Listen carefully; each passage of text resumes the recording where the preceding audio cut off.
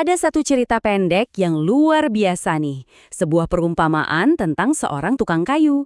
Ceritanya singkat, tapi pesannya wah dalam banget. Ini soal cerminan cara kita menjalani hidup kita sehari-hari. Yuk kita bedah sama-sama. Oke, sebelum kita mulai, saya mau tanya dulu deh. Coba jujur sama diri sendiri. Pernah nggak sih Anda ngerjain sesuatu, entah itu tugas, kerjaan, atau proyek, tapi rasanya tuh setengah hati? Coba ingat-ingat lagi, gimana rasanya? Soalnya perasaan itulah yang jadi inti dari cerita kita kali ini. Nah sekarang, yuk kita kenalan sama tokoh utama kita. Dia ini seorang tukang kayu, dan bukan sembarang tukang kayu. Dia seorang ahli, seorang master, yang udah ada di penghujung karirnya. Bayangin deh, orang ini udah menghabiskan puluhan tahun hidupnya buat nyempurnain keahliannya. Dia udah bangun banyak banget rumah yang indah, semuanya dengan dedikasi penuh. Dan sekarang, setelah kerja keras sekian lama, dia ngerasa, oke, cukup, waktunya santai, nikmatin hidup sama keluarga. Keputusannya udah bulet. Mantap. Dia pun langsung temuin bosnya si kontraktor dan bilang kalau dia mau pensiun, mau gantung palu. Wah, dia udah nggak sabar banget mau mulai hidup baru yang santai, jauh dari debu dan paku. Tapi, ya namanya juga hidup. Pas dia udah siap-siap mau santai, ada satu permintaan datang. Cuman satu, tapi permintaan terakhir inilah yang bakal mengubah segalanya. Bosnya, ya jelas sedih dong kehilangan pekerja terbaiknya. Jadi dia nggak merintah, tapi minta tolong sebagai teman. Dia bilang, boleh nggak bantu saya bangun satu rumah lagi? Cuma satu ini aja sebagai proyek terakhir. Dengan agak terpaksa, si tukang kayu akhirnya bilang iya. Tapi dalam hatinya, dia udah nggak niat. Ini cuma jadi penghalang terakhir sebelum dia bisa benar-benar bebas dan pensiun. Nah, disinilah masalahnya dimulai. Sikapnya yang pengen buru-buru selesai itu mulai merusak reputasi dan kualitas kerjanya yang selama ini legendaris. Pikirannya itu udah melayang ke masa pensiun, semangat dan kebanggaan yang dulu selalu dia punya seakan-akan hilang gitu aja. Sekarang yang penting cuma satu, proyek ini harus cepat kelar. Titik. Nggak peduli lagi gimana hasilnya. Lihat deh bedanya, jauh banget kan? Di satu sisi, ada karirnya yang gemilang, selalu pakai bahan terbaik, dikerjain dengan super teliti.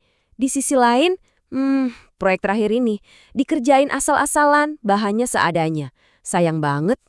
Ini ironis banget kan? Orang yang terkenal jago, yang selalu dipuji karena kualitas kerjanya, justru mengakhiri karirnya dengan karya terburuknya. Dia sama sekali nggak sadar betapa besar akibat dari pekerjaan terakhirnya ini. Oke, sekarang kita masuk ke bagian puncaknya. Momen di mana sebuah kejutan besar bakal terungkap. Siap-siap ya? Akhirnya jadi juga itu rumah. Mungkin nggak sebagus karya-karyaan yang dulu, tapi ya selesai.